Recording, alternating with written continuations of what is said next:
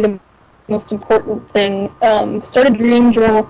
Pay attention to your dreams, and I don't know, this is a personal thing, but kind of respect them and, believe that, you can get something from your dreams. And so yeah, start a dream journal.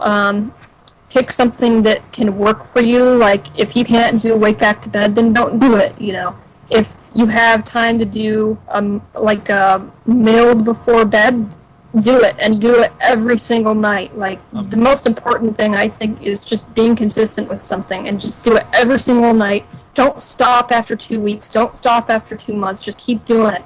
And if it's not working for you, just keep adding things. Like, do the milled and then do reality checks based on, dream signs, or do the milled and then do wilds every once in a while. But just stick with something, because it took me months and months before I really had consistent lucids, and I was doing the same thing I was just doing a suggestion every night. So I really believe that, if you keep doing something, it's going to sink in someday, and it is going to work. You just have to stick to it.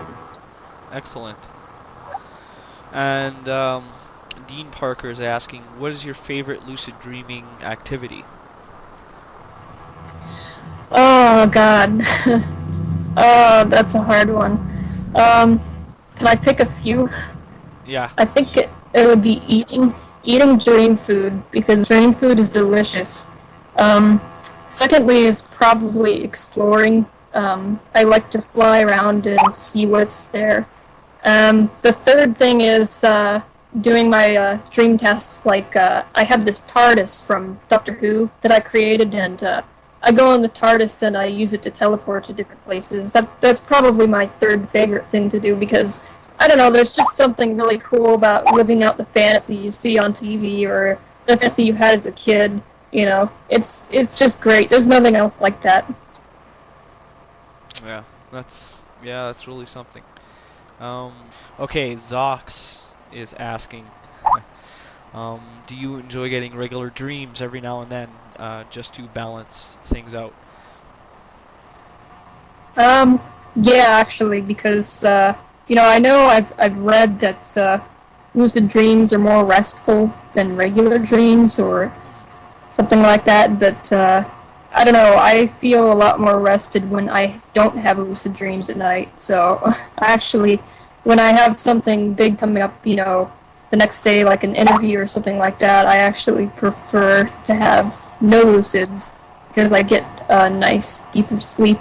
I don't have to worry about anything, Yeah. So it's good to relax. It's good to not feel conscious all the time. Yeah. You know what I mean? Yeah, and I'd imagine it's sort of a blessing and a bit of a curse, eh? And Dean Parker is asking, do your friends know about your abilities?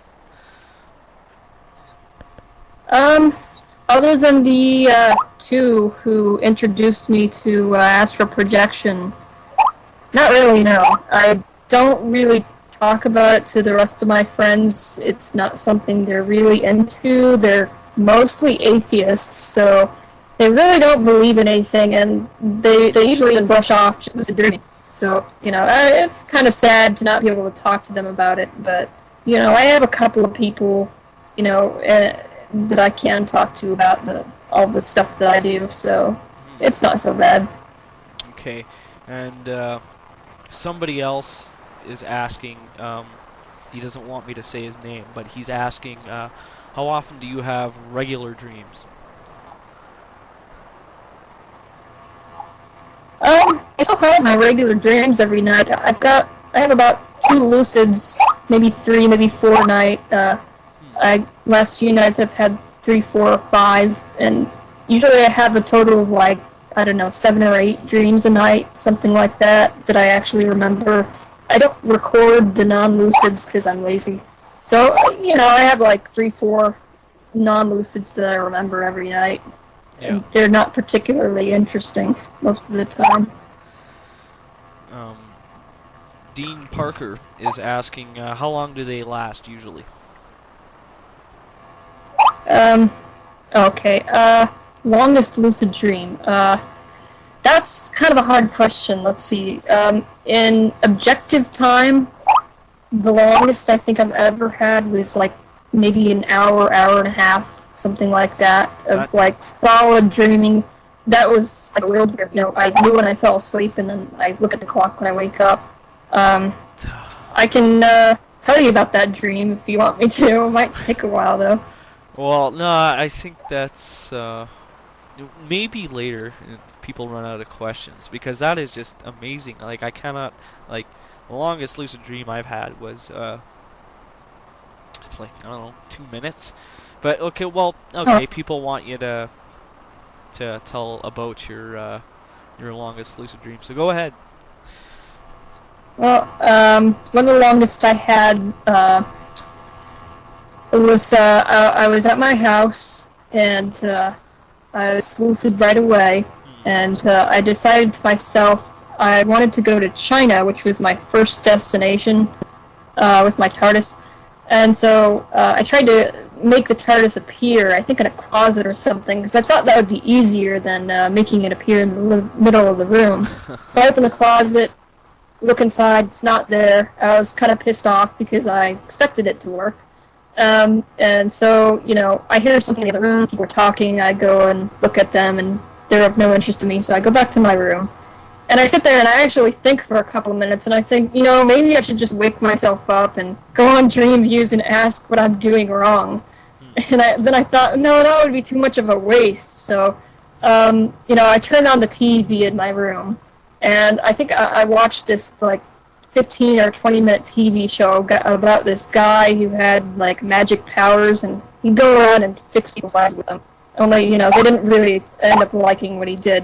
But, anyway, so I try to do my TARDIS thing again, and it actually works. It does appear, and so I go inside it, and on the inside of the TARDIS, it's like an all-white room, which isn't really what I wanted, but hey, I thought, it works. So I try it. It works. I say, okay, I'm going to China, and it teleports, and then it stops teleporting. So I run up to the door, and I open the door, and I'm like in a warehouse.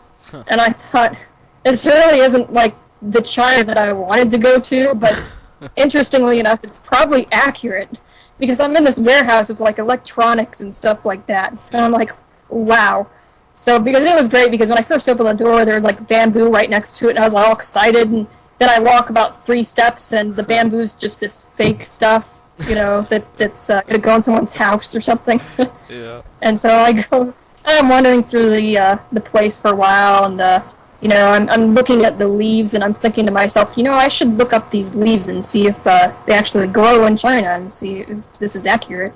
And then somebody in the warehouse spots me, and she thinks I'm a thief, because I guess she thinks I'm not Chinese, so I must be up to something, I guess. That was the sentiment. And then there was also this other dream character who went with me, and they were causing trouble, somebody told him, hey, I'm going to sell you 300 dreams, and then he just took them, there are these little tickets, and he just took them.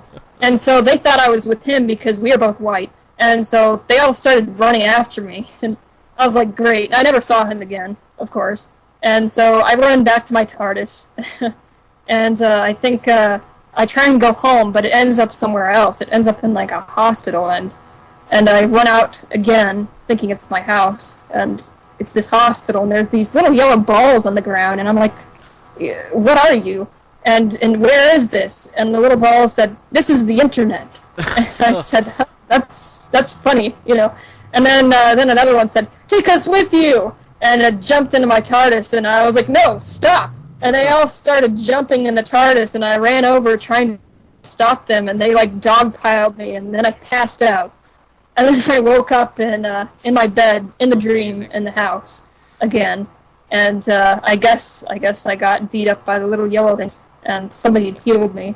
And so I got up, and I checked the TARDIS. I opened the door and look inside. TARDIS is fine. I check around the corner, and house is fine. Yeah. And a couple of minutes later, I woke up. So that was a fun one. Amazing. Yeah, that. I just Dean has another question, but I'll get to it in just a minute, Dean. I just like to mention, Another way, earlier I was talking about, how to